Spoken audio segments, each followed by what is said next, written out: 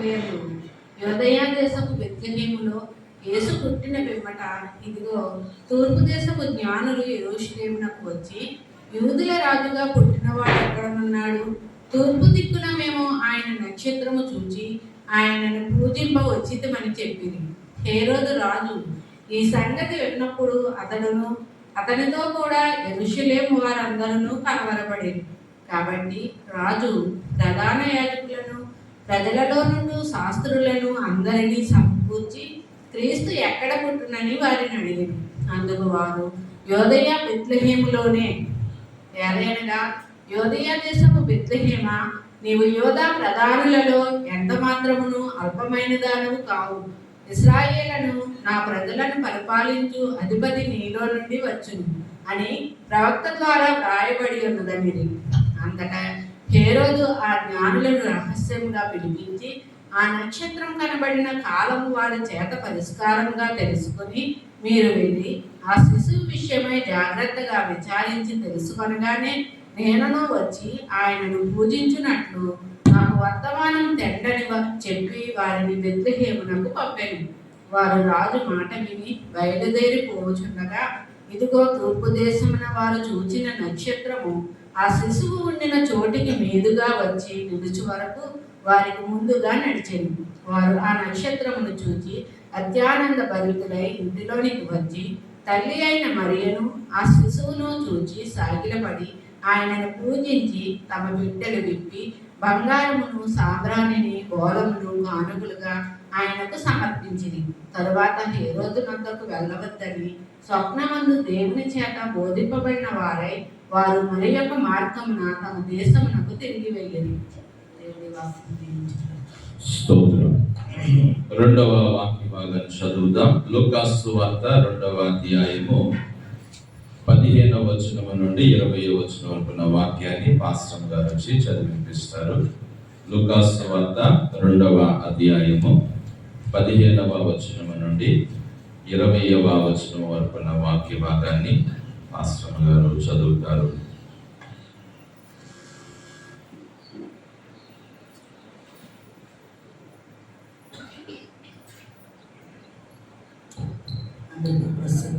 శుభాకాంక్షలండి. మరి ఈ దినంకై ఏర్పరచబడిన వాక్య భాగము లూకాసు సువార్త 2వ అధ్యాయము 15 నుంచి 20 వరకు మనం చదువుకుందాం. ఆ దూతలు తమ యొద్ద నుండి పరలోకమునకు వెళ్ళిన తర్వాత ఆ గొర్రెల కాపరులు జరిగిన ఈ కార్యమును ప్రభువు మనకు తెలియజేయించి ఉన్నాడు. మనము బెత్లెహేము వరకు వెళ్ళి చూద్దాము రండని ఒకరితోనొకడు చెప్పుకొని త్వరగా వెళ్ళి మరియను, యోసేపును తొట్టిలో పండుకుని ఉన్న శిశువును చూచి వారు చూచి ఈ శిశువును గూర్చి తమతో చెప్పబడిన మాటలు ప్రచురం చేశారు. గొర్రెల కాపరులు తమతో చెప్పిన సంగతులను గూర్చి విన్నవారందరూ మిగిలి ఆశ్చర్యపడింది. అయితే మరియా ఆ మాటలన్నీ తన హృదయములో తలపోసుకునుచు భద్రము చేసుకుని, అంతటా ఆ గొర్రెల కాపరులు తమతో చెప్పబడినట్టుగా తాము విన్న వాటిని, కన్న వాటి అన్నిటిని గురించి దేవుణ్ణి మహిమపరచుచు స్తోత్రము చేయొచ్చు తిరిగి వెళ్ళారు. దేవుని పరిశుద్ధ వాక్యం తీర్చు.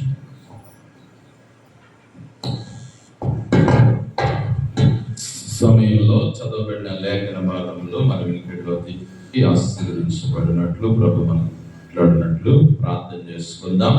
నయోమి గారు వచ్చి ప్రార్థన చేయవలసిందిగా వారిని ప్రేమతో ఆహ్వానిస్తూ ఉన్నాను. నయోమి గారు వచ్చి ప్రార్థన చేస్తారు.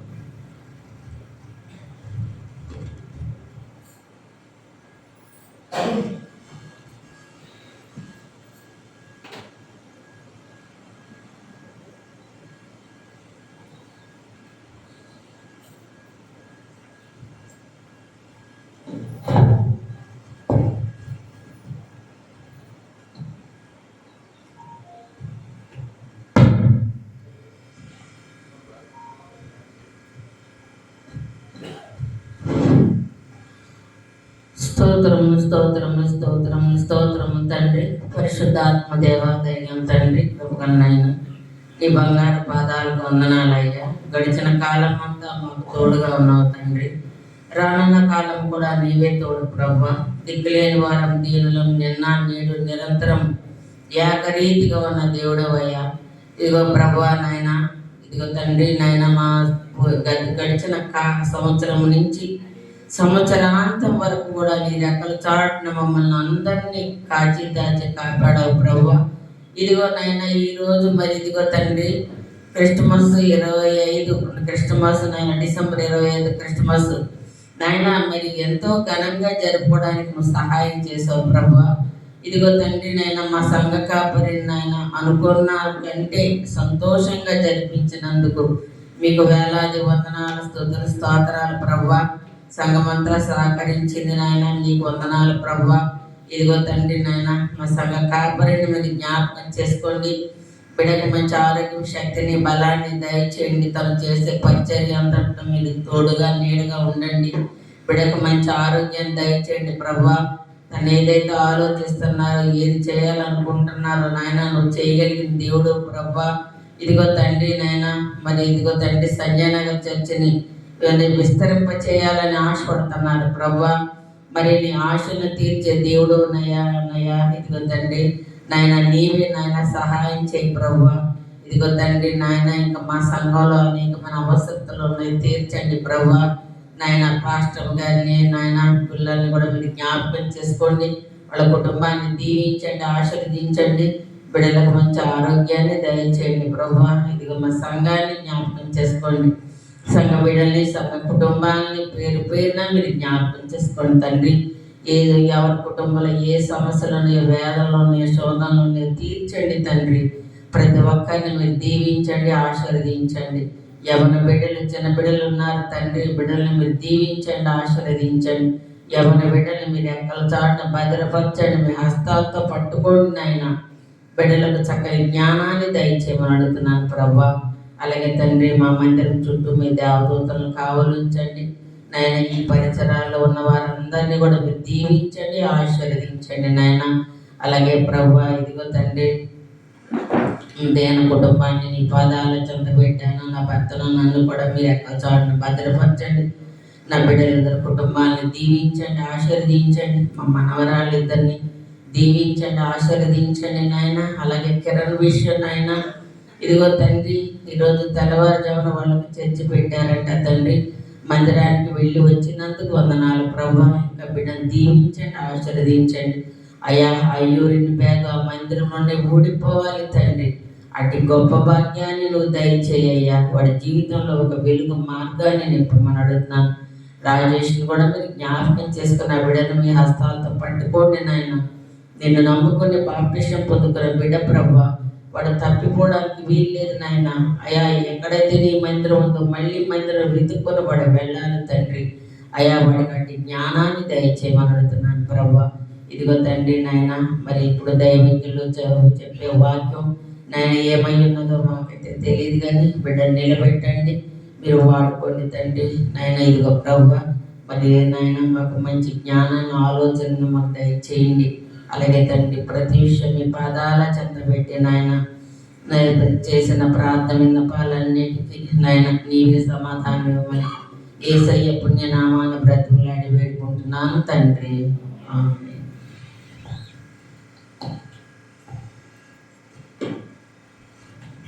దేవునికి స్తోత్రం కలుగును గాక. హల్లెలూయా, హల్లెలూయా.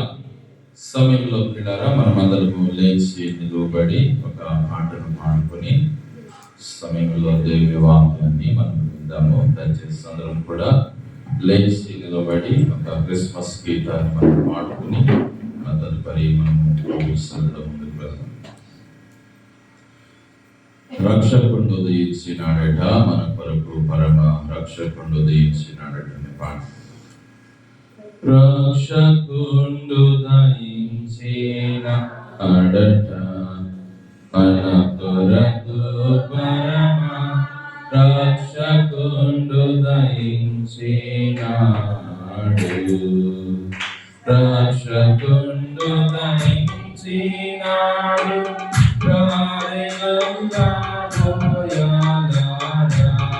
రక్షకుడు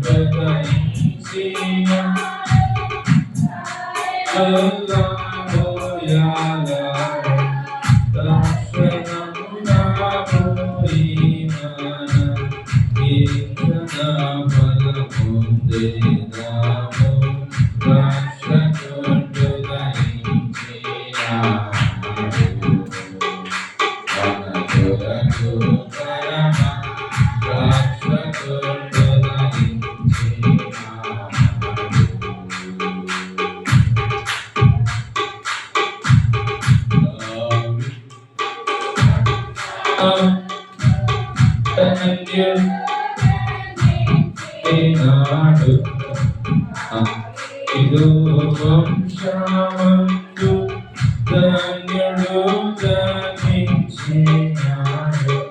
దేవుడవు యెహోవా మన దిక్కులేనివాడు ద్రాక్షతోట ధరించినాడు మన కొరకు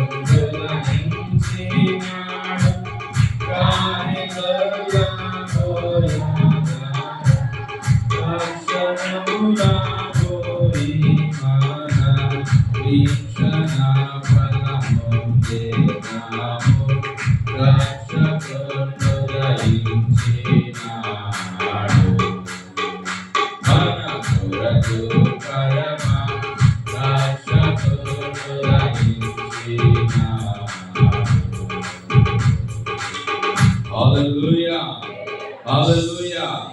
happy Christmas, merry Christmas, happy Christmas, merry Christmas. క్రీస్తు నేడు పుట్టెను, క్రీస్తు నేడు పుట్టెను, క్రీస్తు నేడు పుట్టెను. దేవునికి స్తోత్రం. ప్రార్థన చేసుకుందాం, ప్రార్థన చేద్దాం.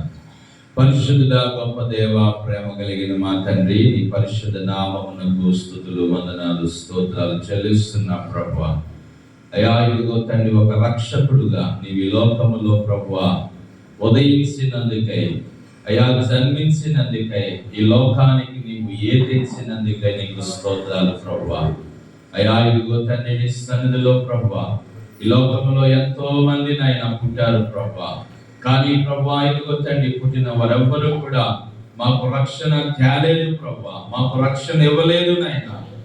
నీవు మాత్రమే నాయన మా కొరకు ఈ లోకంలో పుట్టి మాకు గొప్ప రక్షణ మీరు దేవా తెచ్చినందుకు, ఇచ్చినందుకు నీకు స్తోత్రాలు. మా రక్షకుడు అయిన దేవానికి వందనాలు తండ్రి. ఇదిగో ప్రభువా మరొకసారి నీవెందుకు లోకానికి వచ్చావో, నీవెందుకు లోకంలో పుట్టి ఉన్నావో అయా మరి తండ్రి నాయన మేము తెలుసుకోవడానికి దేవాని సన్నిధికి నాయన మేము వచ్చి ఉన్నాము. అనేక సంవత్సరాలుగా అయా నీవు తండ్రి ఈ లోకానికి ఎందుకు వచ్చావో, ఈ లోకం నుండి ఎందుకు పుట్టి ఉన్నావో అనేక మరి సంవత్సరాలుగా మీరు మాతో మాట్లాడుతూ వస్తున్నారు. ఇంకనూ ప్రభువా సంపూర్ణముగా మీరు నాయన ఆ సత్యమును గ్రహించలేని వారమైతే ఈ యొక్క మధ్యాహ్న కాల సమయంలో మరొకసారి ప్రభువా నీ సన్నిధిలో నీ మాటల చేత మమ్మల్ని దర్శించండి, బలపరచండి. నీ ప్రభుతో జ్ఞాపకం చేసుకోండి ప్రభువా. నీ దాసుని పక్షంగా నిలవబడి నీ వాక్యమును వితుచు ఉండగా మానవ స్వరాన్ని మరుగుపరిచి నీ దైవికమైన స్వరముని మనం ప్రార్థన చేస్తున్నాం తండ్రి. ఇదిగో వినిచిన బిడ్డలందరిపైన నీ ఆత్మను ఉంచండి ప్రభువా. ఈ నాయన నీ వాక్యం ద్వారా మీరు మాతో మాట్లాడి బలపరచమని సహాయం చేయమని యేసు పరిశుద్ధ నామమున అడుగుచున్నాము తండ్రి, ఆమేన్. దయచేసి అందరూ కూర్చున్నాం ప్రియమైన. ఓకే, మీ స్థలాల్లో చక్కగా ఒక లైన్ గా ఒక క్రమముగా కూర్చునడానికి ప్రయత్నం చేయండి. మంచిది. మరి దేవుని సన్నిధిలో మనం అందరం కలిసి ఈ క్రిస్మస్ ఆరాధనలో పాల్గొని ప్రభు యొక్క నామమును స్తుతించడానికి, ఆయన నామమును ఆరాధించడానికి ప్రభు మనకిచ్చిన ఈ మంచి సమయాన్ని బట్టి మొదటిగా దేవునికి వందనాలు తెలియజేస్తూ ఉన్నాను. అలాగే ఇప్పుడు వచ్చిన మీ అందరికీ కూడా ప్రభు నామమును వందనాలు తెలియజేస్తూ ఈ యొక్క 2025వ సంవత్సరము క్రిస్మస్ ఆరాధనకు మిమ్మల్ని అందరినీ ప్రేమతో ఆయన సన్నిధికి ఆహ్వానిస్తూ ఉన్నాను. హల్లెలూయా. పిల్లరా, మరింత మనము పాటలు పాడి దేవుని పరిశుద్ధ నామాన్ని మనము స్తుతించాము, ఆరాధించాము, ఆయన నామాన్ని గణపరిచాము. ఇది దేవుని వాక్యమును వినే సమయము గనక మరి కొద్ది నిమిషాలు మనము దేవుని వాక్యాన్ని ధ్యానం చేసుకుని మనము ఈ క్రిస్మస్ ఆరాధనలో మరి దేవుని యొక్క వాక్యాన్ని మనము నేర్చుకుందాం. దేవుని సన్నిధానంలో మరి ప్రియులారా, ఈ యొక్క క్రిస్మస్ ఆరాధన నిమిత్తమై ఏర్పాటు చేయబడిన లేఖనాన్ని చదవగా మనము విన్నాం. పరిశుద్ధ గ్రంథములో నుండి ఈనాటి మన వాక్య ధ్యానము నిమిత్తమై ఏర్పాటు చేయబడినటువంటి లేఖనము మత్తయి సువార్త 2వ అధ్యాయము 1 నుండి 12 వచనాలు మరి చదవగా మనము విన్నాం. ఈ చదవబడినటువంటి 12 వచనాలలో ఈరోజు మనం ధ్యానించబోయే మాట ఏమిటి అని అంటే, పరిశుద్ధ గ్రంథములో నుండి మత్తయి సువార్త 2వ అధ్యాయము 1-2 వచనాలు నేను చదువుతున్నాను. రాజైన హేరోదు దినముల యందు యూదయ దేశపు బెత్లెహేములో యేసు పుట్టిన పిమ్మట ఇదిగో తూర్పు దేశపు జ్ఞానులు యెరూషలేమునకు వచ్చి, యూదులు రాజుగా పుట్టినవాడు ఎక్కడనున్నాడు? తూర్పు దిక్కున మేము ఆయన నక్షత్రమును చూచి ఆయనను పూజింప వచ్చితిమని చెప్పిరి. హల్లెలూయా. ఈరోజు మన యొక్క మాట ఏమిటి అని అంటే, ఆయనను పూజింప వచ్చితిమి. హల్లెలూయా. మనము ఎందుకు వచ్చామంటే ఆయనను పూజించడానికి, ఆయనను ఆరాధించడానికి. ప్రియులారా, ఈ దినమున మనం ఈ స్థలంలో ఉన్నాము అనే సత్యాన్ని ప్రియులారా మనము తెలుసుకోవాల్సిన వారమై ఉన్నాం. క్రిస్మస్ అంటే ఏమిటి అని అంటే ఆయనను పూజించుట లేక ఆయనను ఆరాధించుట. హల్లెలూయా. మరి చాలా మంది చెప్తారు క్రిస్మస్ అనేటువంటి మాట ప్రియులారా, క్రైస్ట్ అనగా క్రీస్తు, మాస్ అంటే ఆరాధన అని, క్రీస్తుని ఏం చేయటానంటే ఆరాధించుట అనే మాటను దేవుని యొక్క లేఖనంలో మనం చూస్తా ఉన్నాం. క్రిస్మస్ అని అంటే ప్రియులారా, ఎందుకు యేసు ప్రభు లోకంలోనికి వచ్చారు, ఎందుకు ఈ లోకంలో ఆయన పుట్టారు అని అంటే ఆయనను మనం ఏం చేయడానికి అని అంటే ఆరాధించడానికి, ఆయనను పూజించడానికి ఆయన లోకానికి వచ్చారు. అయితే విచారం ఏమిటనంటే క్రిస్మస్ అనేటువంటి ఈ శుభదినాన్ని ఆయన ఆరాధించేటటువంటి సమయం తక్కువైపోతుంది. మనము ప్రియులారా మరి ప్రియులారా క్రిస్మస్ అని పేరు చెప్పి హంగు ఆర్భాటాలు చేసుకోవడానికి సమయం ఎక్కువగా వెచ్చిస్తా ఉన్నాం. ఏమండి, క్రిస్మస్ అంటే కొత్త బట్టలు లేకపోతే క్రిస్మస్ కాదనుకుని ఆ కొత్త బట్టలు ధరించేదాకా, టైం ఇచ్చేదాకా అక్కడ వెయిట్ చేయడం. ఏమండి, క్రిస్మస్ లేకపోతే సరైన వంట వండుకోకపోతే క్రిస్మస్ కాదనుకున్న ఉడికేదాకా, దాన్ని తాళి పెట్టేదాకా దాని దగ్గర ఉండిపోవడం. క్రిస్మస్ అంటే మరి పండగ, మరి కాకపోతే మనం సరిగ్గా మన ఇల్లు సర్దుకోకపోతే క్రిస్మస్ కాదని సర్దుకోవడం. ఇలాగున చాలా మంది క్రిస్మస్ అనేటువంటి సందర్భంలో లోక సంబంధమైన వాటిలో ఉంటా ఉన్నారు, లోక సంబంధమైన వాటికి ప్రాధాన్యత ఇస్తా ఉన్నారు. కానీ క్రిస్మస్ అంటే ప్రభు కోరుకునేది ఏంటంటే ఆయన సన్నిధికి మనం వచ్చి మనం ఆయన ఏం చేయాలంట ఆరాధించాలి. హల్లెలూయా. ఏమంటే క్రిస్మస్ దినాన్ని మనకు కొత్త బట్టలు లేకపోయినా పర్వాలేదు, మనం సరైనటువంటి వంటలు వండుకోపోయినా పర్వాలేదు, క్రిస్మస్ అని ప్రియులారా మనం ఇతర కార్యక్రమాలు ఏం చేసినా చేయకపోయినా పర్వాలేదు, కానీ క్రిస్మస్ అనేటువంటి శుభదినాన్ని నీవు దేవుని మందిరమునకు వెళ్ళి ఆయన ఆరాధించకపోతే అది క్రిస్మస్సే. హల్లెలూయా. చాలా మంది ఈ లోక సంబంధమైన వాటిలో మునిగిపోయి ఇక ఏదో ఒక సమయంలో ఆ ప్రార్థన ప్రారంభం నుంచి ముగింపు లోపు ఏదో ఒకసారి వెళ్ళి అలా కనబడిపోతే క్రిస్మస్ రోజున చాలే క్రిస్మస్ అయిపోయింది అని చెప్పేసి అనుకుంటా ఉన్నారు. కాదు, మనం ప్రియులారా క్రిస్మస్ అనేటువంటిది ప్రభు మనకు ఎందుకు ఆయన లోకానికి వచ్చారు, ఎందుకు పుట్టారంటే ఆయనను మనం ఆరాధించడానికి. హల్లెలూయా. తూర్పు దేశపు జ్ఞానులు వచ్చి ఆయన వారు అంటున్న మాట ఏమన్నారంటే ఆయనను పూజింపవచ్చితిమని చెప్పిరి. హల్లెలూయా. ఆయనను మేము పూజించడానికి వచ్చాం, ఆరాధించడానికి వచ్చాం అంటా ఉన్నారు. పూజ, ఆరాధన, మ్రొక్కిట, సాగిలపడుట, నమస్కరించుట, this are all words comes under worship. ప్రియులారా, ఈ మాటలన్నీ కూడా ఆరాధనకు ప్రియులారా అర్థాన్నిచ్చేటువంటి మాటలుగా ఉన్నట్లుగా దేవుని యొక్క సన్నిధిలో మనం తెలుసుకోవాలి. ఈ దినాన్ని మనము దేవునిని ఆరాధించడమే క్రిస్మస్ అంటే, మనము దేవునిని ఆరాధించడమే క్రిస్మస్ అంటే. క్రిస్మస్ అని చెప్పి నువ్వు ఎక్కడో ఉంటే అది క్రిస్మస్ కాదు. క్రిస్మస్ అని చెప్పి నువ్వు ఏదో పని చేస్తుంటే అది క్రిస్మస్ కాదు. క్రిస్మస్ అని చెప్పి నువ్వు వేరు వేరు కార్యకలాపాల్లో నువ్వు ఉంటే అది క్రిస్మస్ కాదు. కానీ క్రిస్మస్ అంటే ఆయన సన్నిధికి వెళ్ళి ప్రభువా నా కొరకు నువ్వు ఈ లోకంలో పుట్టినందుకు, నా కొరకు ఈ లోకానికి వచ్చినందుకు, నన్ను నాయన రక్షించడానికి నీ గొప్ప రక్షణ నాకు ఇచ్చినందుకు, నా కొరకు నువ్వు చేసిన కార్యాన్ని బట్టి నీకు వందనాలు ప్రభువా అని ఆయనను ఎవరైతే ఆరాధిస్తారో అదే వారి జీవితంలో నిజమైన క్రిస్మస్ అవుతుంది. హల్లెలూయా. దేవుని బిడ్డలారా, ఇక్కడ జ్ఞానులు అన్న మాట ఆయనను పూజింపవచ్చితిమి అని చెప్పారు. హల్లెలూయా.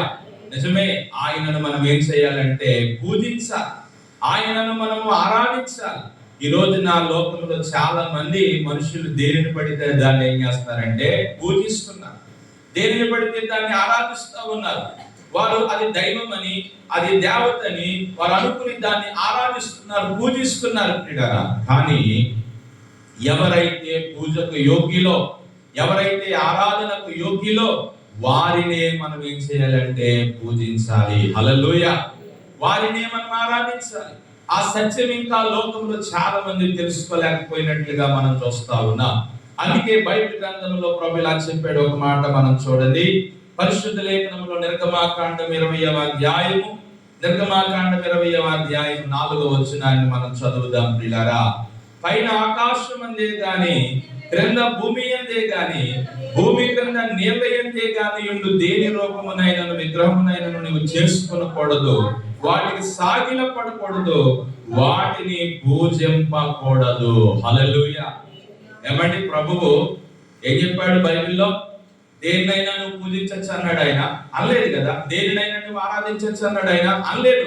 పైన ఆకాశం అందే కానీ క్రింద భూమి అందే కానీ భూమి క్రింద ఉన్న నీళ్ళ అందే కానీ దేని రూపమునైనా నీవు చేసుకునకూడదు, దానిని పూజింపకూడదు, దానికి సాగిల పడకూడదు, దానికి నమస్కరింపకూడదు అని స్పష్టంగా ప్రభు చెప్పినట్లుగా మనం చూస్తా ఉన్నాం. ఏమంటే దేనిని పడితే దాన్ని మనం పూజించకూడదు, దేనిని పడితే దాన్ని మనం ఆరాధించకూడదు. కేవలము ప్రభువైన యేసుని మాత్రమే మనం ఏం చేయాలంటే పూజించాలి, ఆరాధించాలి. దేవుని బిడ్డలారా, హల్లెలూయా. జ్ఞానులు అందుకే ఆయనను పూజించుటకు వచ్చాము, ఆయనను ఆరాధించడానికి వచ్చాము మేము అని వారు చెబుతున్నట్లుగా దేవుని యొక్క లేఖనంలో పిల్లరా మనం చూస్తా ఉన్నాం. అదే నిర్గమాకాండము 23, అదే నిర్గమాకాండం 23:24 వచనమును కూడా మనం చదువుదాము. వారు దేవతలకు సాగిల పడకూడదు, వాటిని పూజింపకూడదు, వారి క్రియల వంటి క్రియలు చేయక వారిని తప్పక నిర్మూలము చేసి వారి విగ్రహములను బొత్తిగా పగలగొట్టవలెను.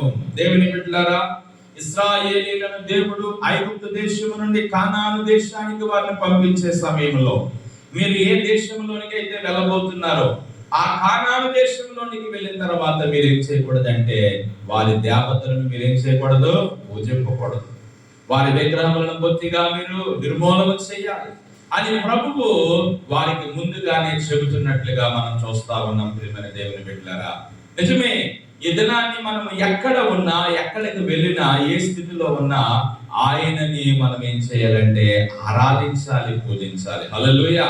ఏ పరిస్థితిలోనైనా, ఏ స్థితిగతులలోనైనా ఆయననే మనం ఆరాధించాలి అని ప్రభువు ఈ దినమున మనతో ఆయన మాట్లాడుతూ ఉన్నాడు. ప్రియమైన దేవులారా, దేవుని సన్నిధిలో మనం చూసినట్లయితే బైబిల్ గ్రంథంలో పిల్లరా మరొక మాటను కూడా మనం చూసి ముందుకు వెళ్దాం. చూడండి, పరిశుద్ధ గ్రంథంలోనికి మనం వచ్చినట్లయితే దేవుని యొక్క వాక్యం ఇలాగున రాయబడి ఉన్నది.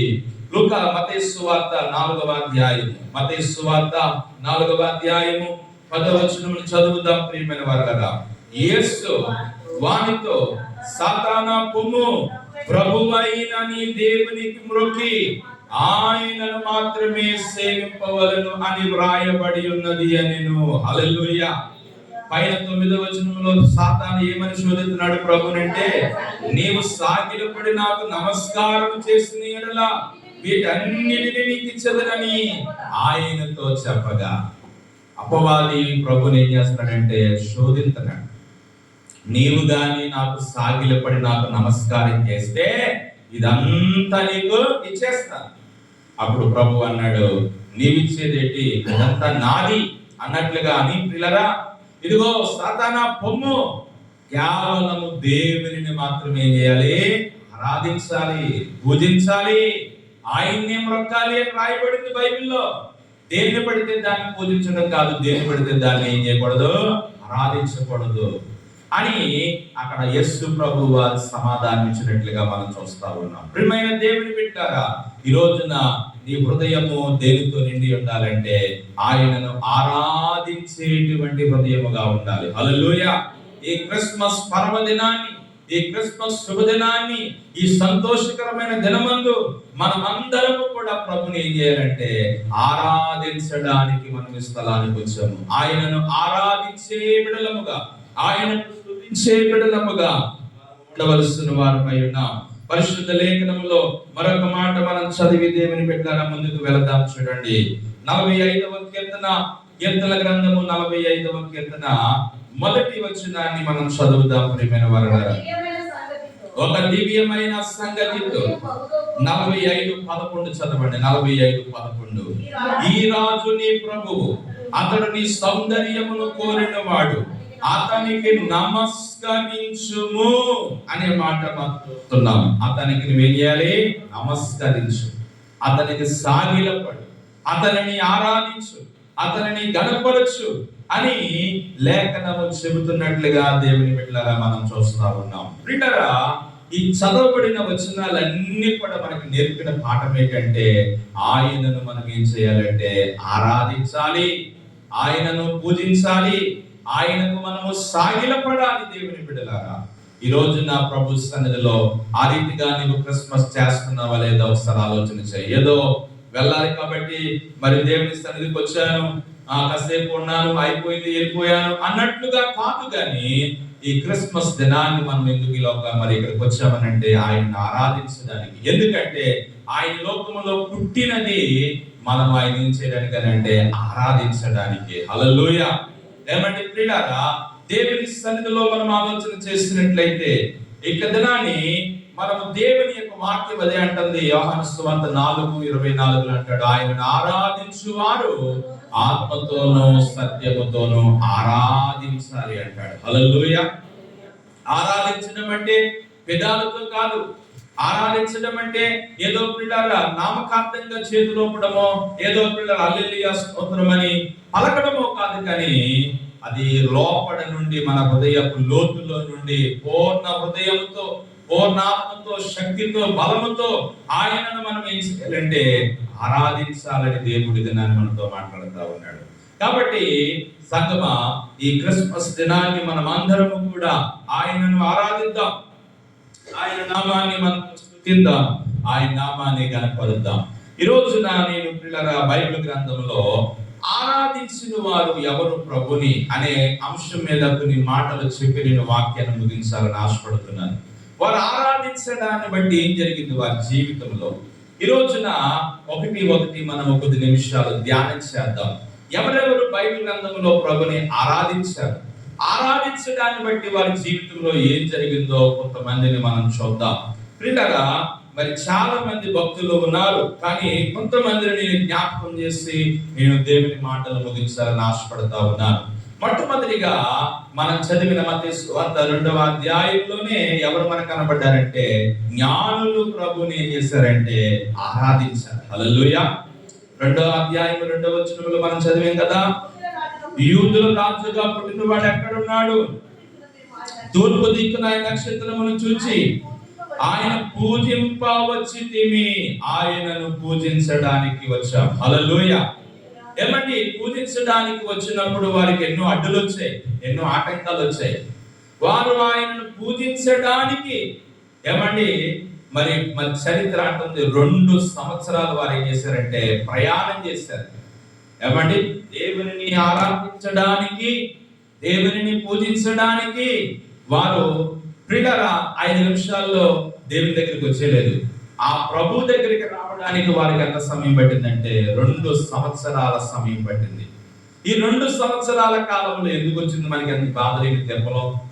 ఆయన ఎక్కడ ఉన్నాడో, ఈ నక్షత్రం అలాగలా తీసుకెళ్ళిపోతుంది అని చెప్పేసి పిల్లల మనసు మధ్యలో వారి మనసులు మారిపోలేదు.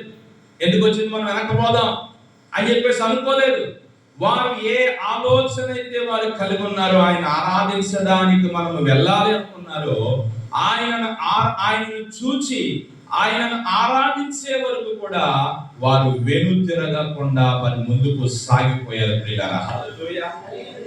నిజంగా వారు జీవితంలో మనం చూసినట్లయితే వారు దేవునిని ఆరాధించడానికి ఎంతో శ్రమ పడ్డారు. దేవునిని ఆరాధించడానికి వారు ఎంతో ఒక ప్రియులారా మనస్సును, గట్టి మనస్సును కలిగి వారు ప్రియులారా దేవుని దగ్గరికి వచ్చినట్లుగా మనం చూస్తా ఉన్నాం. తర్వాత మరి హేరోదు రాజు దగ్గరికి వచ్చి వారు అడిగారు, యూదుల రాజుగా పుట్టినవాడు ఎక్కడ? తూర్పు దేశమున ఆయన నక్షత్రమును మేము చూస్తాం అని ప్రియులారా. ఇలాగున్న వారన్నీ కూడా మధ్యలో ఎన్నో అవరోధాలు, ఆటంకాలు ఎదురైనప్పటికీ ఎట్టకేలకు చిట్ట చివరకు వచ్చారంటే 10వ వచనం చూడండి. వారు ఆ నక్షత్రమును చూచి అజ్ఞానులై ఇంటిలోనికి వచ్చి తల్లి అయిన మరియను ఆ శిశువును చూచి సాగిలపడి ఆయనను పూజించి తమ పెట్టెలు విప్పి బంగారము సాంబ్రాణి బోధమును కానుకలుగా ఆయనకు సమర్పించిరి. హల్లెలూయా. ఇక్కడ మనం చూస్తే 11వ వచనంలో వారు ఆ ఇంటిలోనికి వచ్చి తల్లి అయిన మరియను ఆ శిశువును చూచి సాగిలపడి ఆయనను పూజించి, వారు ఎట్టకేలకు చిట్ట చివరికి వారు ఆయన దగ్గరికి వచ్చి, ప్రభు దగ్గరికి వచ్చి ఆయనను ఏం చేశారంటే సాగిలపడి ఆయనను పూజించిరి అని మనం చూస్తా ఉన్నాం. దేవుని బిడ్డలారా, మన జీవితంలో జ్ఞానులు మనకి నేర్పేటువంటి పాఠం ఏమిటంటే, దేవునిని ఆరాధించడానికి వారు ఎంత కష్టమైనా, ఎంత శ్రమైనా, ఎంత భారమైనా, ఎంత ఇబ్బందులైనా, ఎలాంటి పరిస్థితులైనా అవన్నీ వారు ఓర్చుకొని ఆయనను ఆరాధించాలి అని చెప్పి ఆయన దగ్గరికి వారు వచ్చినట్లుగా మనం చూస్తా ఉన్నాం. హల్లెలూయా. ఈ రోజున ప్రభుని ఆరాధించడానికి ప్రజలకు ఎలా ఉండాలంటే అన్ని సౌకర్యంగా ఉండాలి. ఏమండి, అన్ని సుఖవంతంగా ఉండాలి. ఆరాధన చేయడానికి, దేవుని దగ్గరికి వెళ్ళడానికి అన్ని కూడా మనకు సౌకర్యంగా ఉండాలి. ఏమండి, మనకి ఏ శ్రమ ఉండకూడదు, ఇబ్బందులు ఉండకూడదు, నడకూడదు. ఇబ్బందులు ఏమి లేకుండా ఉంటే అలా వెళ్ళి అలా కూర్చుని అలాగ ఆరాధన చేసి ఇలాగ వచ్చేద్దాం అంతే. అలాగా మనకు సౌకర్యంగా ఉండాలి. కానీ ఆనాడు జ్ఞానులకైతే అలా లేదు. వారు జ్ఞానులు దేవుణ్ణి ఆరాధించడానికి ఎంత శ్రమ వారు పడ్డారు, ఎంత కష్టాన్ని వారు పడ్డారు. ఎందుకు ఆ శ్రమ, ఎందుకు ఆ కష్టం అని అంటే ఒకటే, ప్రభుని చేయాలి, ఆరాధించాలి. హల్లెలూయా. ఈ రోజున దేవుని ఆరాధించడానికి నీవు అది ఎంత దూరమైన ఆరాధన స్థలం. ఏమండి, దేవుని ఆరాధించే మందిరము అది ఎంత దూరమైన, అది ఎంత భారమైన, అది ఎలాంటి పరిస్థితి అయినా, ఎండైనా, వానైనా, ఇరుకైనా, ఇబ్బంది అయినా, ఎలాంటి పరిస్థితి అయినా నువ్వు ఒకటే మనసు కలిగి ఉండాలి. నేను వెళ్ళి ఆయన ఏం చేయాలి, ఆరాధించాలి. హల్లెలూయా. ఈ రోజున నాకు ఆరోగ్యం బాగాలేదు, ఈ రోజు నేను వెళ్ళలేను ఇంకా ఆరాధనకి అని చాలా మంది చాలా ఈజీగా ఆరాధన ఏం చేస్తారంటే మానేస్తారు. ఉద్యోగాన్ని మానలేం అలాగా, వ్యాపారాన్ని మానలేం అలాగా. వెళ్ళకపోతే ఎలాగా పొట్ట గడుపుతుంది ఏంటి, ఎన్ని మాట్లాడతాము. ఏమండి, వెళ్ళకపోతే ఎలాగా జీతం కట్టి చేస్తాడు, వెళ్ళకపోతే ఎలాగా ఇబ్బంది.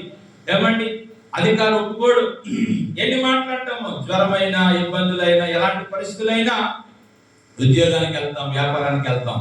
కానీ దేవుని ఆరాధించడానికి మట్టుకు జ్వరం వస్తే రాం, బలహీనత ఉంటే రాం, ఏదైనా ఇబ్బంది వస్తే రాం. ఎందుకనంటే అది దేవుని బిడ్డలారా మనకి ఎంతో లోపమైపోయింది.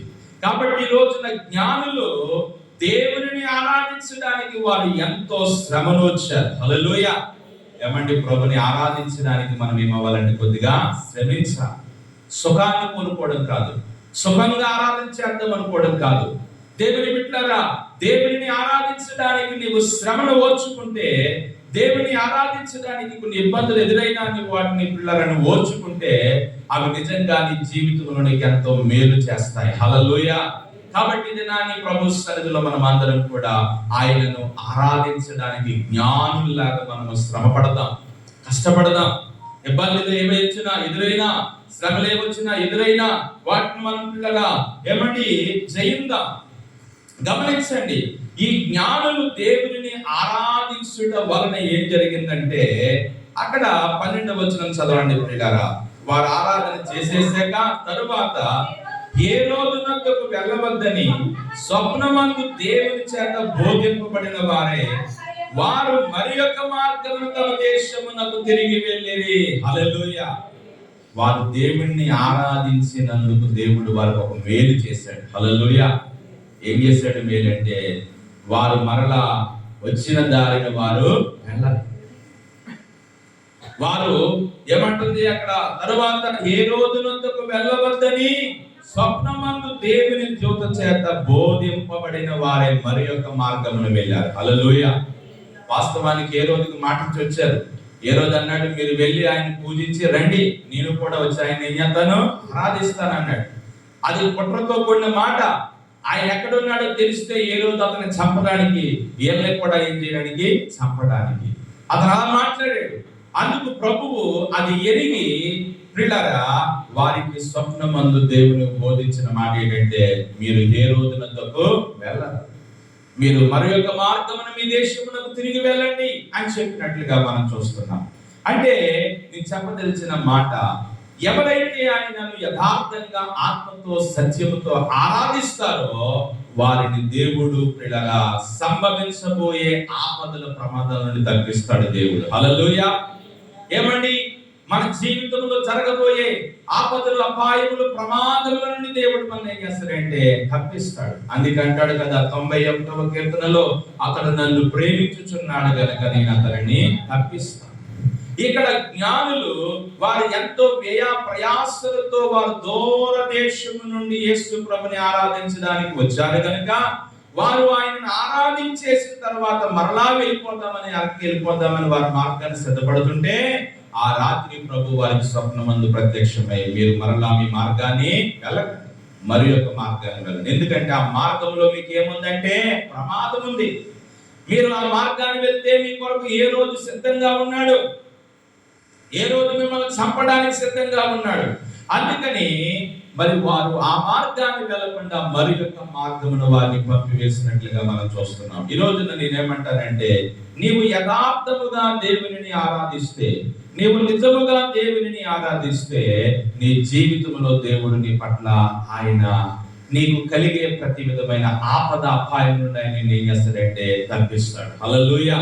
దేవుని బిడ్డలారా, మన ప్రభు మనలను ఆపదలోనికి నడిపించేవాడు కాదు, నెట్టివేసేవాడు కాదు, మనలను ఆయన తప్పించే దేవుడు అయి ఉన్నాడు. ప్రియమైన దేవుని బిడ్డలారా, ఇది నా నీ దేవుని యొక్క సన్నిధానంలో బిడ్డలారా, జ్ఞానులు ఆరాధించారు వారిని దేవుడు వారిని ఏ రోజు చేతిలో నుండి వారిని ఏం చేశాడంటే తప్పించాడు. జ్ఞానులు దేవుడిని ఆరాధించి పూజించారు, అందుకు దేవుడు వారిని ఏ రోజు చేతిలో పడకుండా దేవుడు వారిని ఏం చేశాడంటే తప్పించాడు. హల్లెలూయా. దేవుని బిడ్డలారా, రెండవదిగా ఎవరు ఆయనను ఆరాధించారు, ఎవరు ఆయనను పూజించారు అనేది మనం చూద్దాం. చూడండి, పరిశుద్ధ లేఖనంలో లూకాసు సువార్త 2వ అధ్యాయంలో ఇందాక చదివారు. లూకాసు సువార్త 2వ అధ్యాయం 11వ వచనము, లూకాసు సువార్త 2వ అధ్యాయము 15వ వచనం నుండి, ఆ దూతలు తమ యొద్ద నుండి పరలోకమునకు వెళ్ళిన తరువాత గొర్రెల కాపరులు జరిగిన కార్యం ప్రభు మనకు తెలియజేయించున్నాడు, మనం బెత్లెహేము వరకు వెళ్ళి చూద్దుము రండిని ఒకడితో ఒకడు చెప్పుకుని త్వరగా వెళ్ళి మరియను యోసేపును తొట్టిలో పండుకొని నా శిశువును చూచిరి. వారు చూచి ఈ శిశువును వచ్చి తమతో చెప్పబడిన మాటలు ప్రచురం చేసిరి. గొర్రెల కాపులు తమతో చెప్పబడిన సంగతులు విన్న వారందరికీ మిక్కిల ఆశ్చర్యపడిరి. మరి ఆ మాటలన్నీ తన హృదయంలో తలపోసుకుని భద్రం చేసుకునేను. అంతటా గొర్రెల కాపులు తమతో చెప్పబడినట్లుగా తాము విన్న వాటిని కన్న వాటిని వచ్చి దేవునిని మహిమ పరచుచు స్తోత్రము చేయుచు తిరిగి వెళ్ళిరి. హల్లెలూయా. రెండవదిగా మనకి ఎవరు కనబడుతున్నారంటే గొర్రెల కాపరులు. ఆయనను ఏం చేశారంట? ఆయనకు స్తోత్రము చేశారు, ఆయనను మహిమ పరిచారు. అంటే గొర్రెల కాపరులు కూడా ప్రభుని ఏం చేశారంటే ఆరాధించారు. ఏమండి, గొర్రెల కాపరులకు దేవుని వర్తమానం వచ్చింది. పొలంలో ఉండి వారు రాత్రి వేళ తమ మందను కాచుకొనుచుండగా ప్రభు దూత వారికి వచ్చి ప్రత్యక్షమై, ఇదిగో దావీదు పట్టణమందు నేడు రక్షకుడు మీ కొరకు పుట్టి ఉన్నాడు. హల్లెలూయా. ప్రియులారా, ఈ వార్తను వారు విన్నాక వినేసి వారు మౌనముగా లేరు కానీ ఆ వార్త విన్న తర్వాత వారు అంటున్నారు, ఆ దూత వారి యొద్ద నుండి వెళ్ళిపోయిన తర్వాత, ఇదిగో ప్రభు మనకి వర్తమానం తెలియజేశారు కాబట్టి మనం త్వరగా వెళ్ళి ఆ యొక్క శిశువును మనము చూద్దాం, ఆయనను చూసి వద్దాం రండి అని ఒకరినొకరు పిల్లరా ఆ గొర్రెల కాపరులు మాట్లాడుకుని మరి వెళ్ళి ఆ శిశువును చూశారట. చూసి ఆనందించారట. ఆనందించి ఆ శిశువుని గురించి చెప్పబడిన మాటలు ప్రచురణ చేస్తూ దేవుని ఏం చేశారంటే ఆరాధించారు. హల్లెలూయా. ప్రియమైన దేవుని బిడ్డలారా, దేవుని సన్నిధిలో పిల్లలారా మనం ఆలోచన చేసినట్లయితే నేను చెప్పే రెండో మాట ఏంటంటే, ఆయనను ఆరాధించిన గొర్రెల కాపరులు ఏమయ్యారో తెలుసా? వారు ఎంతగానో ఘనపరచబడ్డారు. హల్లెలూయా. ఎందుకంటే ఆనాటి గొర్రెల కాపరుల కోసం ఈనాడు కూడా మనం వారి కోసం ఏం చేసుకుంటున్నామంటే చెప్పుకుంటున్నాం. గొర్రెల కాపరుల కోసం చెప్పుకునే పెద్ద కథ ఏమంటారు? ఏమండి, గొర్రెల కాపరుల కోసం చెప్పుకునే పెద్ద ఇదేమంటారు. కానీ గొర్రెల కాపరుల కోసము ఈ రోజుకి కూడా మనము జ్ఞాపకం చేసుకుంటున్నామని అంటే ఎంత ఘనతను దేవుడు వారికి ఇచ్చాడు. హల్లెలూయా. నేను అనే రెండో మాట ఏంటంటే, ఎవరైతే ఆయనను ఆరాధిస్తారో వారిని దేవుడు ఘనపరుస్తాడు. హల్లెలూయా అన్నాడు. నన్ను ఘనపరచు వారిని నేను ఘనపరుస్తానన్నాడు. నన్ను ఘనపరిచే వారిని ఘనపరుస్తాను. ఏమండి దేవుని బిడ్డలారా, గొర్రెల కాపరులు అంటే వారు చాలా సామాన్యమైన జీవితాన్ని కలిగిన వారు, చాలా సాధారణమైన జీవితాన్ని కలిగిన వారు.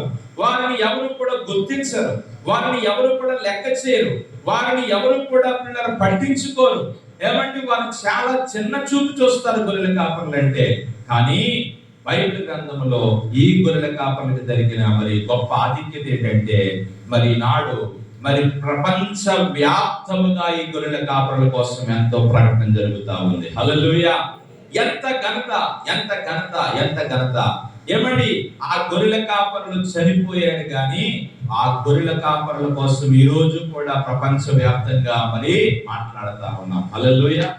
ఈ రోజున దేవుని యొక్క వాక్యం సెలవిచ్చే మాట ఏంటంటే, మన జీవితంలో మనం ఎప్పుడైతే దేవుని యథార్థంగా మనం ఆరాధిస్తామో, నమ్మకముగా మనం ఆరాధిస్తామో, ఆయనను యథార్థముగా మనం పూజిస్తామో, అప్పుడు దేవుడు నిన్ను కూడా ఘనపరుస్తాడు. హల్లెలూయా.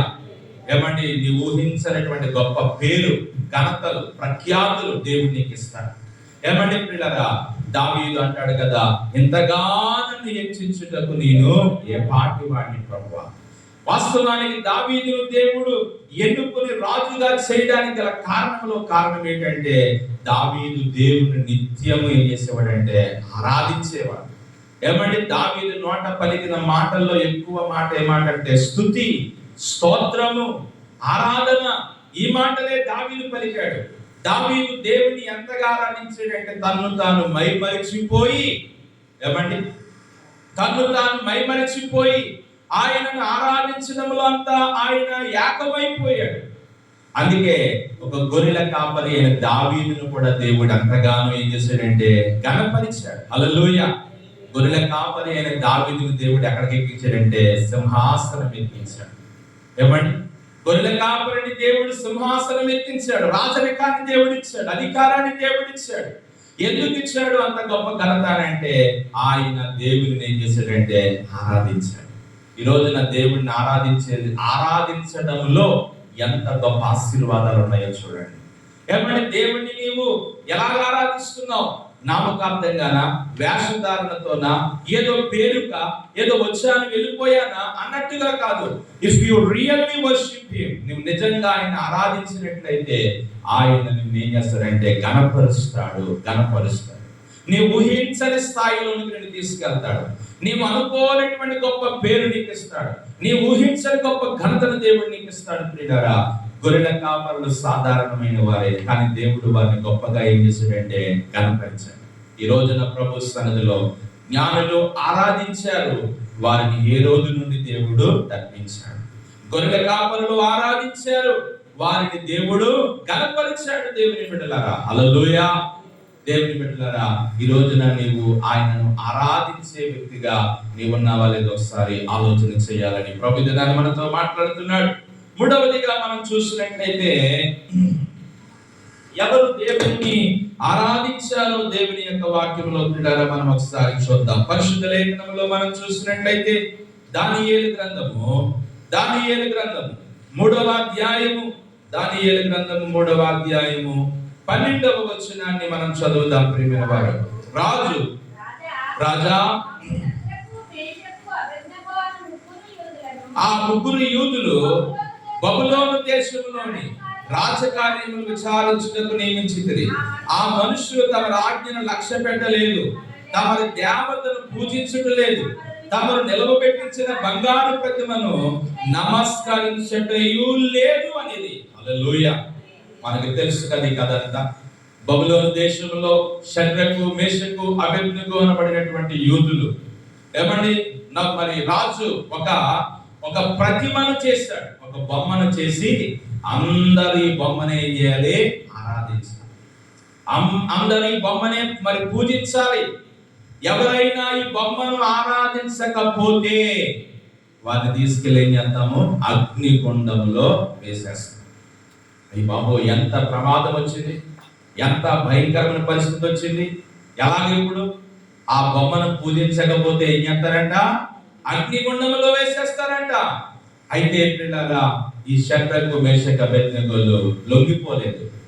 వారు రాజీ పడిపోలేదు. వారు ఏమన్నారంటే మేము ఆ బొమ్మను పూజించము అన్నారు. హల్లెలూయా. చూడండి, దానియేలు గ్రంథం 3వ అధ్యాయము 14వ వచనం కూడా ఒకసారి చదవండి పిల్లరా. అంతటా నెబుకద్నెజరు వారితో ఇట్లనెను, షద్రకు మేషకు అబేద్నెగో, మీరు నా దేవతను పూజించలేదనియు నిలబెట్టిన బంగారు ప్రతిమకు నమస్కరించడం లేదని నాకు వినబడినది, అది నిజమా? ఏమండి పిల్లరా, రాజు అంటున్నాడు, నెబుకద్నెజరు అంటున్నాడు, మీరు నా బొమ్మను పూజించలేదు, నమస్కరించలేదు, ఆరాధించట్లేదంట. నిజమేనా? నిజమేనా? అవునయ్యా నిజమే, మేము ఆరాధించాం, మేము పూజించాం. దేనిని పడితే దాన్ని మేము ఆరాధించడానికి దేవుని పిల్లరా మేము తగిన వారు కాదు, అలాంటి వారు కాదు. మేము ఎవరిని ఆరాధించాలో మేము వారినే ఆరాధిస్తాం, ఎవరిని పూజించాలో మేము వారినే పూజిస్తాం అని వారు అంటున్నట్లుగా చూస్తా ఉన్నాం. తర్వాత 18వ వచనం చదవండి ప్రియులారా. రాజా, నీ దేవతలను పూజించమనియు నీవు నిలవబెట్టించిన బంగారు ప్రతిమను నమస్కరించమనియు తెలుసుకునుము. దేవునికి స్తోత్రం. హల్లెలూయా. చూడండి వారు ఎంత ధైర్యంగా మాట చెప్తున్నారు.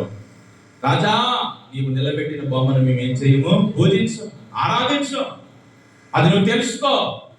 నువ్వు ఒకవేళ అగ్నిగుండంలో వేసేస్తానంటే లొంగిపోయి నీకు భయపడిపోయి ఒకవేళ మేము తల నుంచి పూజించి నమస్కరించేస్తాం అనుకుంటున్నావేమో. నీవు మమ్మల్ని అగ్నిగుండంలో వేసేసినా పర్వాలేదు, మేము ఆరాధించే దేవుడు మమ్మలను ఏం చేస్తాడు? పై వచనం చదవండి, ఆ మాట 17. మేము సేవించుచున్న దేవుడు మండుచున్న వేడిని గల అగ్నిగుండములో నుండి మమ్మల్ని తప్పించి రక్షించుటకు సమర్థుడు, మరియు నీ వశమున పడకుండా ఆయన మమ్మను రక్షించును. హల్లెలూయా. ఏమండి, అగ్నిగుండము నుండి వారిని దేవుడు ఏం చేశాడంటే తప్పించాడు. హల్లెలూయా. నేను అంటున్న మాట ఏంటో తెలుసా? ఎవరైతే ఆయనను ఆరాధిస్తారో దేవుడు వారిని అగ్నిగుండము నుండి తప్పిస్తాడు. హల్లెలూయా. అగ్నిగుండము ఈ రోజున మనం గమనించినట్లయితే దాన్ని ప్రియులారా నిజమే, నరకాగ్నిగుండము. ఈ రోజున ఎవరైతే ఆయనను ఆరాధించారో వారందరూ ఎక్కడికి వెళ్ళిపోతారంటే నిత్య నరకాగ్నిగుండంలోనికి వెళ్ళిపోతారు. ప్రియులారా, ఆయనను ఆరాధించే వారిని దేవుడు ఆ నిత్య నరకాగ్నిగుండంలో పడకుండా దేవుడు కాపాడతాడు. ఆమేన్. హల్లెలూయా. అందుకే అంటాడు, ఆత్మను చంపక దేహాన్ని చంపే మనుషులకు భయపడకండి, ఆత్మతో పాటు నీ దేహాన్ని నరకములో పడవేసే దేవునికి మీరు భయపడండి అంటాడు. హల్లెలూయా. ఏమండి, ఆయన ఆరాధించుట వలన నా మూడవది ఏంటంటే మనలను దేవుడు నిత్య నరకాగ్నిగుండములో నుండి మనల్ని దేవుడు ఇక్కడ ఈ యొక్క షద్రకు మేషకు అబేద్నెగోలు వారు ఆ బొమ్మను ఆరాధించనందుకు వారిని తీసుకెళ్ళి అగ్నిగుండంలో వేసేశారు. కానీ వారికి ఏ విధమైన చిన్న హాని కూడా జరగకుండా దేవుడు వారిని కాపాడాడు. వారికి ఏ విధమైన ఆపద జరగకుండా, కనీసం వారి దగ్గర పొగ వాసన కూడా రాలేదట. అంత వేడిమి గల అగ్నిగుండంలో వారు పడిపోయినా వారి తల వెంట్రుక ఒకటైనా కాలలేదంట, వారి దగ్గర పొగ వాసన రాలేదంట. అటువంటి గొప్ప కాపుదల దేవుడు వారికి ఇచ్చినట్లుగా మనం చూస్తా ఉన్నాం. హల్లెలూయా. ఈ రోజున నేనేమంటానంటే, నీవు నిజంగా యథార్థంగా దేవుడిని ఆరాధిస్తే దేవుడు నిన్ను ఆయన ఎలాంటి భయంకరమైన పరిస్థితి నుండి ఆయన ఏం చేయగలడంటే తప్పిస్తాడు, కాపాడుతాడు. ఏమండి, నీకు ఆయన ఒక సంరక్షకుడుగా, నీకు ఆయన ఒక కాపుదలగా, నీకు ఆయన ఒక పిల్లల ప్రొటెక్టర్ గా ఉంటాడు అనే సత్యాన్ని మనం తెలుసుకోవాలి పిల్లరా. అపవాది మన మీద ఎలాంటి దాడులు చేయదలిచినా, అపవాది మన మీద ఎలాంటి పన్నాగాలు పన్నినా, అపవాది మన మీద ఎలాంటి విరోధమైన ఆలోచనలు చేసినా, ఆయన మనకు తన కాపుదల దేవుడు మనకిస్తాడు. దేవుని బిడ్డలారా, హల్లెలూయా అంటాడు. యెహోవా యందు భయభక్తులు గల వారి చుట్టూ ఆయన దూతలు కావలి ఉండి వారిని రక్షించును. హల్లెలూయా. ఏమండి, మనం ఎరుగని దేవుడు మనకి ఎంతో ఏమిస్తున్నాడంటే కాపుదల ఇస్తున్నాడు. దేవుని బిడ్డల మనకు తెలియదు, మనం తెలియకుండానే, మనం ఎరుగకుండానే మనం బయటకు వెళ్ళినప్పుడు, లోపలికి వస్తున్నప్పుడు, మన పనుల్లో, మన ఉద్యోగాల్లో, మన వ్యాపారాల్లో ఎంతో కాపుదల దేవుడు మనకి ఇస్తున్నాడు ప్రియులారా. మన దేవుని సన్నిధిలో మనం ఇంకా ఆయనను ఆరాధిస్తేనండి ఆయన గొప్ప కాపుదల నీకు ఇస్తాడు ప్రియులారా. హల్లెలూయా. ఇగో షడ్రకు, మేషకు, అబేద్నెగోలు దేవుణ్ణి యథార్థంగా ఆరాధించారు. రాజుకు భయపడలేదు. నెబుకద్నెజరు రాజుకు భయపడలేదు.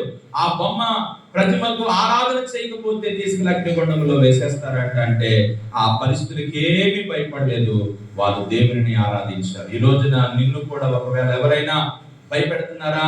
నిన్ను కూడా ఒకవేళ ఎవరైనా ఏమండి మరి యేసు ప్రభుని ఆరాధించకుండా ఒకవేళ ఇతర మరి పిల్లల విగ్రహాలను, బొమ్మలను ఆరాధించమని ఒకవేళ ప్రేరేపిస్తే వారికి లొంగకు, వారికి భయపడకు, నేను నా దేవునిని ఆరాధిస్తానని ఒక నిర్ణయానికి మనం రావాలి. హల్లెలూయా.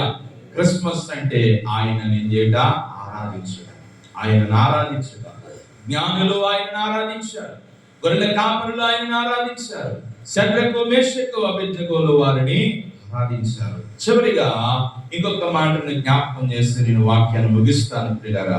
మనం ఆయనను ఆరాధించినప్పుడు ఆయన ఏం చేసే దేవుడు అంటే మన అవసరాలు తీర్చే దేవుడు ఆయన. హల్లెలూయా. మత్తయి సువార్త 8వ అధ్యాయము, మత్తయి సువార్త 8వ అధ్యాయము 2వ వచనం చూడండి ప్రియులారా. ఇదిగో కుష్ఠరోగి వచ్చి ఆయనకు మొక్కి, ప్రభువా నీకిష్టమైతే నన్ను శుద్ధినిగా చేయగలవు అని దేవునికి స్తోత్రము. హల్లెలూయా. ఈ కుష్ఠరోగి డైరెక్ట్ గా వచ్చి నన్ను శుద్ధినిగా చెయ్యి ప్రభు అనలేదు. దానికి ముందు ఆయన ఏం చేశాడంట? ఆయనను మొక్కి, ఆయనకు మొక్కాడు. మొక్కుట అంటే ఏంటి? ఆరాధించుట. మొక్కుట అంటే ఆరాధించుట. ఆయన ఒక దేవునిగా, ఆయన ఒక దైవముగా ఈ కుష్ఠరోగి మొదట ఆయన ఏం చేశాడంటే ఆరాధించాడు, మొక్కాడు, పూజించాడు. అప్పుడు అడుగుతున్నాడు, నీకు ఇష్టమైతే నన్ను శుద్ధినిగా చేయి. మనం ఎలాంటి వాళ్ళం అంటే ముందు అడిగేస్తాం, ముందు అడిగేసి నువ్వు ఇచ్చేస్తే అప్పుడు నీకే నేను అన్ని ఇచ్చేస్తాను ప్రభు, అప్పుడు నీకే నేను ప్రభు బాబు నేను ఇంకా అలాగేది ఎలా లేదు ప్రభు అంటాం. మనంతా ఆపేసి ఏమండి. కానీ కుష్ఠరోగి అలా కాదు, మొదట ఆయనను ఆరాధించే అడుగుతున్నాడు, నన్ను శుద్ధి చేయి ప్రభు అని. హల్లెలూయా. ఈ రోజున మనం మొదట దేవుడిని ఆరాధించాలి, అప్పుడు దేవుడిని అడగాలి, నాకు ఇది ఇయ్యి ప్రభువా, నాకు అది ఇయ్యినైనా, నా పట్ల ఈ మేలు చేయనైనా, నా పట్ల ఆ మేలు చేయి ప్రభువా అని అప్పుడు మనం అడిగితే అప్పుడు దేవుడు మన పట్ల కార్యాలు చేస్తాడు. ఏమండి, ఏమి దేవుడి కోసం చేయకుండా దేవుడు మనకు అన్ని ఇచ్చేయాలి, అడిగింది ఇచ్చేయాలి, ఇది ఇచ్చేయాలి, అది ఇచ్చేయాలి, అది చేసేది ఇచ్చేసేయాలి. ఎంత లిస్ట్ మనం దేవునికి చెప్తా ఉంటాము ప్రియులారా. బైబిల్ గ్రంథంలో అదే అంటున్నాడు, మొదట ఆయన నీతిని రాజ్యమును వెతకండి, అప్పుడు మీకు కావలసినవన్నీ ఆయన మీకు ఇస్తాడు అని ప్రియులారా. కాబట్టి దినాన్ని మనం ఆలోచన చేసినట్లయితే ఈ కుష్ఠరోగి ఆయనను ఆరాధించిన తరువాత అతనికి దేవుడు మేలు చేశాడు. హల్లెలూయా. నాకిష్టమే నీవు శుద్ధుడవు అమ్ము, నాకిష్టమే నువ్వు స్వస్థత పొందుకో. ఈ రోజున ఈ క్రిస్మస్ శుభదినాన్ని నీవు ఏ యొక్క అనారోగ్యంతో ఉన్నావో, ఏ వ్యాధితో ఉన్నావో, ఏ సమస్యతో ఉన్నావో, ఏ శోధనతో ఉన్నావో, ఏ ఇబ్బందితో ఉన్నావో, నీ జీవితంలో ప్రభు నీ పట్ల కార్యం చేయాలంటే యథార్థ హృదయంతో దేవుణ్ణి నువ్వేం చేయాలంటే ఆరాధించు. ఆరాధిస్తే ఆయన నీ పట్ల గొప్ప కార్యాన్ని చేస్తాడు. ఆయన నీ కోరికలు తీరుస్తాడు, నీ యొక్క పట్ల కార్యాలు జరిగిస్తాడు, నీ వ్యాధి బాధలను తొలగిస్తాడు, నీ ఇరుగు ఇబ్బందులను తొలగిస్తాడు. చూడండి, ఇక్కడ మరొక వచనాన్ని మనం చూద్దాం. 9వ అధ్యాయము మత్తయి సువార్త 18వ వచనాన్ని మనం చూద్దాం ప్రియులారా.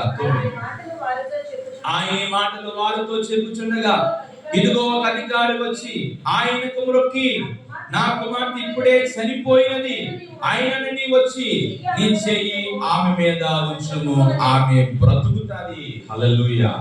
ఒక అధికారి యాయీరు, మార్కు సువార్తలో రాశాడు పేరు యాయీరు అని. ఇక్కడ ఒక అధికారి రాశారు. ఏమండి, ఈ యొక్క అధికారి వచ్చి అయ్యబాబోయ్ నా కుమార్తె చచ్చిపోయింది ఆయన ఏడ్చేత్తలేదు, గొల్లెట్టలేదు. ముందు ఆయనకు మ్రొక్కాడు. హల్లెలూయా. ముందు ఆయన ఏం చేశాడు? మ్రొక్కి ఆయన ఆరాధించి అప్పుడు అడుగుతున్నాడు, నా కుమార్తె చనిపోయింది, అయినా నీ వచ్చి నా బిడ్డ మీద చేతి నుంచితే ఆమె ఏమవుతుందంటే బాగుపడతాడు, బ్రతుకుతాడు. హల్లెలూయా. అంటే ఆయన ఆరాధించిన వారిని దేవుడు పిల్లరా చనిపోయిన వారిని సైతం ఆయన ఏం చేస్తాడంటే లేపుతాడు. హల్లెలూయా. అంటే దాని అర్థం ఏంటంటే అది జరగదు అనుకున్న కార్యాన్ని కూడా దేవుడు జరిగిస్తాడు. ఏమండి, అసాధ్యాలను దేవుడు సాధ్యం చేస్తాడు. ఇదిగో ఈ రోజున నీ జీవితంలో ఏది అసాధ్యము అనుకుంటున్నావో, ఏది అసాధ్యముగా నీ జీవితంలో నువ్వు పిల్లలు అనుకుంటున్నావో, ఆ అసాధ్యాన్ని దేవుడు సాధ్యం చేయాలంటే నీవు ఆయన్ని ఏం చేయాలంటే ఆరాధించాలి.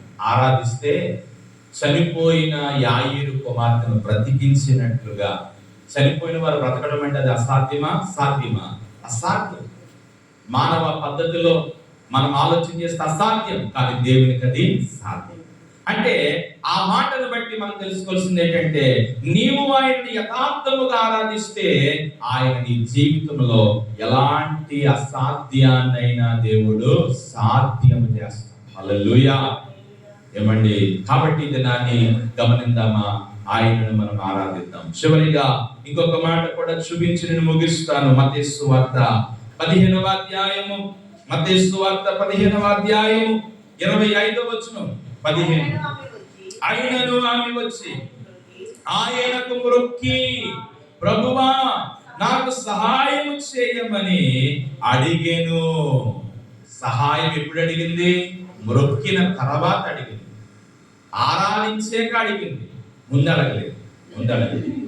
అయినను ఆమె వచ్చి ఆయనకు మ్రొక్కి, ప్రభువా నాకు సహాయం చేయనైనా, నా కుమార్తె దయ్యము పట్టి బాధపడుతుందయ్యా అంటే ఆమెను దేవుడు కనికరించి, నీ విశ్వాసము గొప్పది, నీవు కోరినట్టే నీకు జరుగును.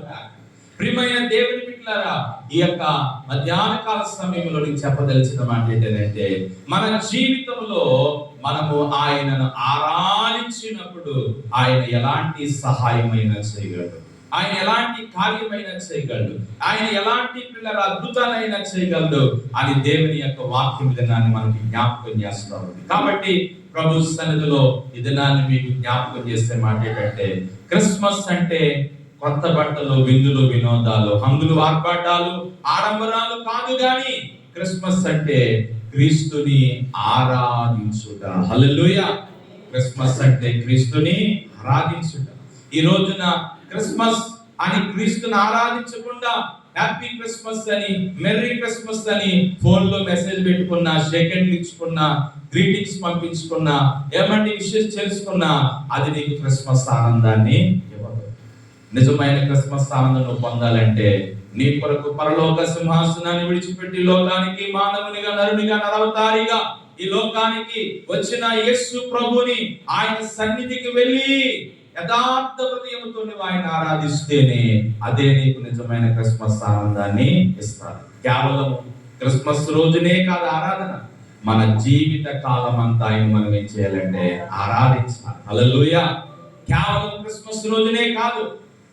గొప్ప సంగతి ఏంటంటే ఈనాడు చాలా మంది మిగతా దినాల్లో ఆరాధించినారు కానీ క్రిస్మస్ రోజున ఏమి చేయలేకపోతున్నారంటే ఆరాధించలేకపోతున్నారు. ఏమండి, చుట్టాలు, బంధువులు, హడావిడి, అక్కడికి వెళ్ళాలి, ఎక్కడికి వెళ్ళాలి, ఆ పని, ఈ పని, ఈ యొక్క పనులతో ఆరాధన ఏమైపోతుందంటే అయిపోతుంది. ఆరాధనలో పిల్లలు పాల్గొలేకపోతున్నారు. క్రిస్మస్ క్రిస్మస్ అని చెప్పి ఇతర కార్యాలకు, ఇతర పనుల్లో వారు నిమగ్నమైపోతున్నారు. లేదు, ఈ క్రిస్మస్ దినాన్ని ప్రభు నీతో చెప్పే మాట ఏంటంటే ఇదిగో ఆయన ఆరాధించాలి. జ్ఞానులు పలికిన మాట, మేము ఆయనను పూజింప వచ్చితిమి. హల్లెలూయా. ఈ రోజున మనం అందరము చాలా ధన్యులు. మన సమయాన్ని దేవునికి ఇచ్చాం, ఆయన ఆరాధించాం. అలాగే మన బ్రతుకు కాలం అంతా మనము యథార్థంగా ఆత్మతో సత్యంతో దేవుణ్ణి ఆరాధిద్దాం. ఎలాంటి శ్రమలు వచ్చినా, శోధనలు వచ్చినా, వ్యాధులు వచ్చినా, నిందలు వచ్చినా, ఆపదలు వచ్చినా, అవమానాలు వచ్చినా, ఇరుకులు వచ్చినా, బాధలు వచ్చినా, ఎలాంటి పరిస్థితులు వచ్చినా, అయ్యా నా తుది శ్వాస వరకు నిన్నే నేను ఆరాధిస్తానయ్యా. హల్లెలూయా. నిన్నే నేను మొక్కుతాను ప్రభా, నిన్నే నేను ప్రభు కొలుస్తాను ప్రభా, నీకే నేను ఆరాధన చేస్తాను ప్రభా, నీకే నేను సాగిల పడతానయ్యా. ఎలాగా నేను ప్రభా నా జీవిత కాలం అంతా బ్రతుకుటకు నీ సహాయం దయచేయనైనా అని ప్రార్థన చేసుకుందాం. దేవుని కొద్ది మాటలు దీవించును గాక. ఆమేన్. విన్న మాటలు మన హృదయంలో బదిలపరచబడినట్లు, నెరవేర్చబడినట్లు మనం ప్రార్థన చేసుకుందాం. ప్రార్థన ప్రభు సన్నిధిలో. హల్లెలూయా. అందరం కూడా కళ్ళు మూసుకొని ఈ యొక్క 25వ తారీఖున ఈ క్రిస్మస్ ఆరాధనలో ఇంతవరకు దేవుడు తన దాసునిలో పెట్టుకుని మనకు నేర్పిన మాటలన్నీ కూడా జ్ఞాపకం చేసుకుని ప్రార్థన చేద్దాం. ప్రభువా, నిన్ను మేము ఆరాధించడానికి స్థలానికి వచ్చాము. క్రిస్మస్ అంటే నిన్ను ఆరాధించుట, క్రిస్మస్ అంటే నిన్ను ఆరాధించుట అని మీరు మాతో మాట్లాడినందుకు నీకు వందనాలు నాయనా, స్తోత్రాలు ప్రభువా. అని మనమందరం ఆరాధించేటువంటి కృపను దేవుడు మనకి ఇవ్వాలి. ఎవరెవరు ఆరాధించారో జ్ఞానులు ఆయన